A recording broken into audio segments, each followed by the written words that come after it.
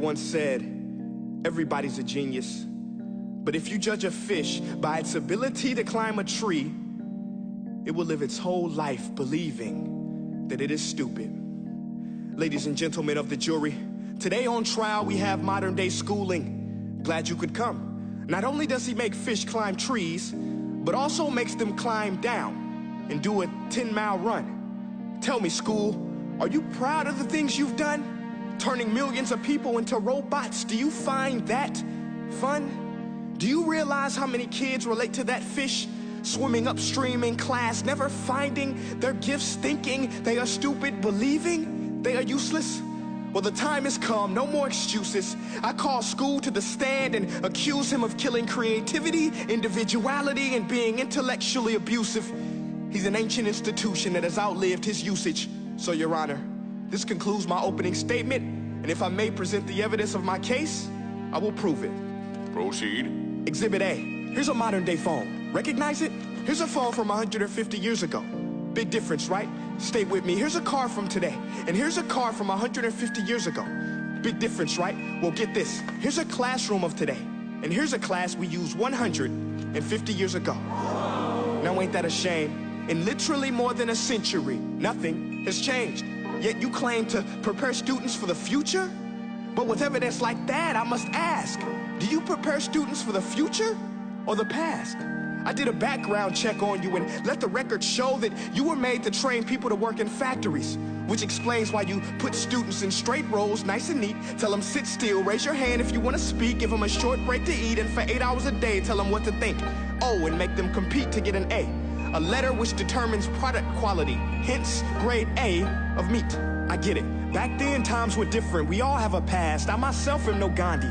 But today, we don't need to make robots zombies. The world has progressed. And now we need people who think creatively, innovatively, critically, independently, with the ability to connect. See, every scientist will tell you that no two brains are the same. And every parent with 2 or more children will confirm that claim. So please explain why you treat students like cookie-cutter frames or snapback hats, giving them this one-size-fits-all crap. Watch your language. Sorry, Your Honor, but if a doctor prescribed the exact same medicine to all of his patients, the results will be tragic. So many people would get sick, yet when it comes to school, this is exactly what happens, this educational malpractice, where one teacher stands in front of 20 kids, each one having different strengths, different needs, different gifts, different dreams, and you teach the same thing the same way? That's horrific. Ladies and gentlemen, the defendant should not be acquitted. This may be one of the worst criminal offenses ever to be committed. And let's mention the way you treat your employees. Objection. Overruled. I want to hear this. It's a shame.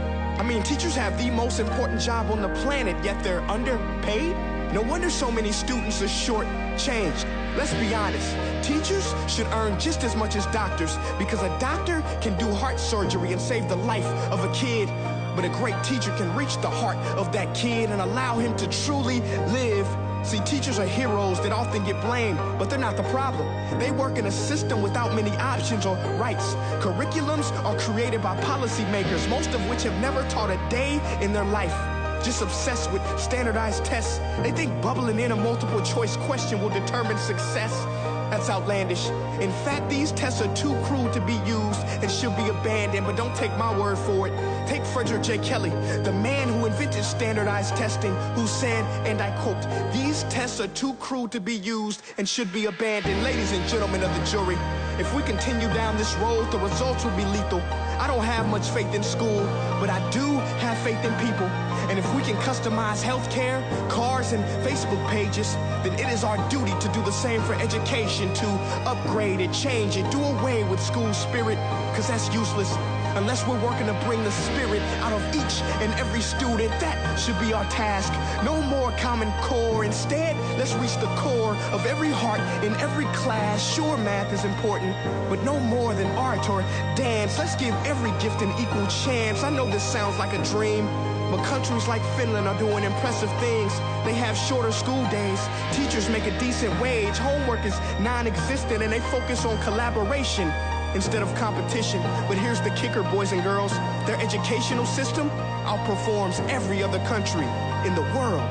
Other places like Singapore are succeeding rapidly. Schools like Montessori, programs like Khan Academy, there is no single solution. But let's get moving, because while students may be 20% of our population, they are 100% of our future. So let's attend to their dreams, and there's no telling what we can achieve. This is a world in which I believe, a world where fish are no longer forced to climb trees. I'll rest my case.